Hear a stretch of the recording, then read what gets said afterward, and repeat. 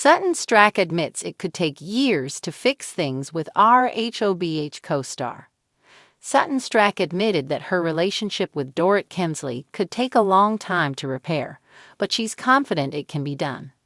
The Real Housewives of Beverly Hills spoke out in an April 2025 interview with Us Weekly to give an update on her fractured friendships from the Bravo reality show. When asked if she had spoken to Kemsley since the RHOBH reunion taping in February, Stracke noted she had not. "It may take us a long time to recover," she added of their season 14 feud. "I think on both of our parts," a lot was said. "And I don't think either one of us wants the other to be unhappy," she added. "I don't think either one of us wants to have such animosity between us. So it may take a year, it might take 10 years, but I think eventually we will find common ground. I think we will. I just don't know how long it's going to take." Stracke and Kemsley have had a rocky relationship from the get-go. When Stracke joined RHOBH in season 10, she famously told Kemsley to let the mouse go as they argued over a mutual friend. Kemsley also made repeated remarks about Stracke's drinking. In the season 14 episode, Caviar Catastrophe, Stracke warned Kemsley, "You picked at me, and I'm sorry, you need to pick on somebody else whose wallet fits." When co-star Erika Jayne asked Stracke, "You think you're bigger than her?" Stracke replied, "I think my wallet is." Stracke later admitted on the RHOBH after show that her comment was the lowest she could think of and expressed regret for saying it. But the two women continued to make digs at each other during the reunion taping. Stracke also addressed the status of her relationship with her longtime RHOBH bestie, Garcelle Beauvais. The Black Girl Missing actress announced her exit from RHOBH not long after walking out of the RHOBH reunion taping. There have been rumors that Beauvais was upset that Stracke didn't back her during the reunion. In an interview with Page 6, Stracke said she is giving Beauvais space amid her RHOBH exit. Garcelle has chosen to unfollow all of the housewives. Stracke told the outlet, "I can only imagine that she needs a clean break right now. I love her and am giving her the space she needs." Speaking with Us Weekly, Stracke added, "I think we were all sort of in shock, but Garcelle is a very strong woman, and so she's going to make her decision and do what she's going to do. I just want her to live her best life and be happy. I am hopeful about our friendship," she added. "I'm just hoping that Garcelle is good and happy and on the path that she wants to be on." Which I know she is. In the shimmering world of Beverly Hills, where friendships can be as dazzling and as fragile as diamonds, Sutton Stracke is learning the hard way that some wounds take more than a season to heal. The Southern belle-turned-housewife recently opened up about the icy tensions simmering between her and a fellow Real Housewives of Beverly Hills co-star, confessing that repairing the fractured bond may take years, not months. In an exclusive sit-down during a charity gala she hosted at her elegant West Hollywood boutique, Sutton was refreshingly candid. Clad in a flowing Carolina Herrera gown and sipping on a glass of crisp rosé, she didn't shy away from the hard questions. "Look," she said, pausing thoughtfully, "relationships on this show, and in this town, they're complicated. You add cameras, public opinion, and a lot of strong personalities. It's like mixing fire and gasoline sometimes." Sutton didn't name the co-star directly, a move as classic and strategic as a Channel tweet, but insiders close to production whispered that the drama largely centered around Erika Jayne.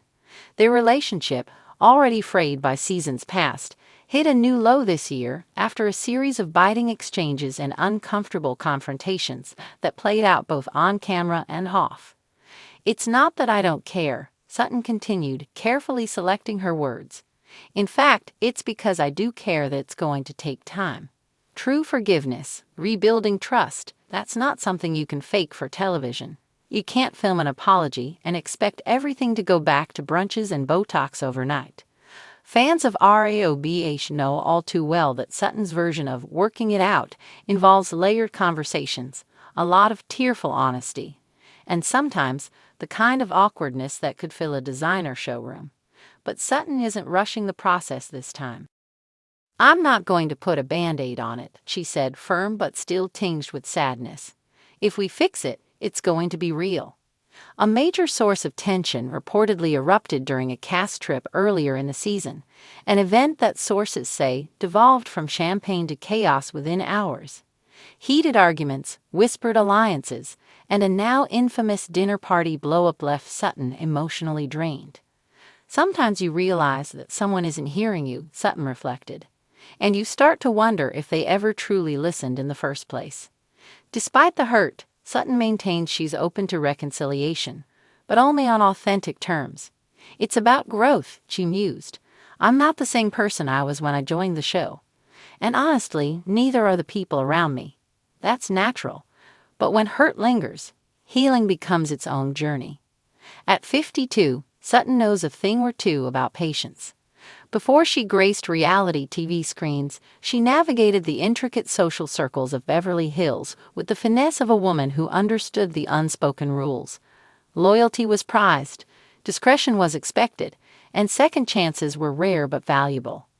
"It's like these vintage pieces I adore," she said, gesturing toward a glittering brooch pinned to her gown. "The ones that have been battered, repaired, loved again. They're more beautiful because of their history, not despite it."